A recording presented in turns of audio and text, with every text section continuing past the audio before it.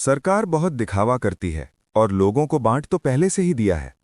सरकार कर्मचारियों के लिए 7वां वेतन आयोग, 8वां वेतन आयोग लागू करती है। जिसकी ज्यादा जिम्मेदारी है उसका वेतन ज्यादा, काम कम, और साहिबगिरी की तो बात ही छोड़ दो। प्राइवेट कर्मचारी के लिए कोई वेतन आयोग नहीं है, उसका तो नसीब ही फूट गया है।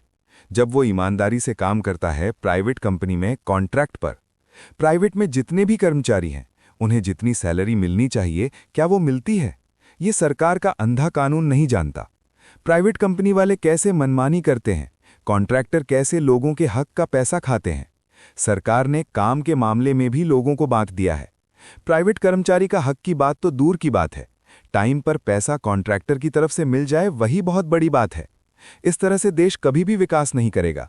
जहां एक तरफ पूंजीपतियों को पूरा मनमानी चलता है, वहीं दूसरी तरफ जरूरतमंदों, गरीबों, आम लोगों, मजदूरों को कुचल दिया जाता है। उनका हक किसी और को दे दिया जाता है।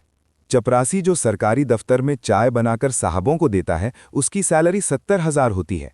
वही किसी कॉन्ट्रैक्ट पर एडमिन बिल्डिंग में प्राइवेट कंपनी में चाय बनाकर देगा तो 12,000 होगी। कितना फर्क है? इससे उनका जीवन कहां से ऊपर उठेगा? जब सरकार एक ही काम करने वालों के लिए अलग अलग नियम बनाएगी।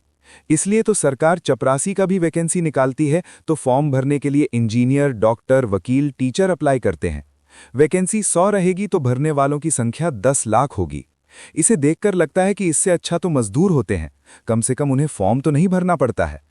क्या ये सरकार और उसके नीति बनाने वालों को नहीं दिखता है कि ये क्यों हो रहा है? क्या वजह है? या सरकार को इससे कुछ लेना देना नहीं है?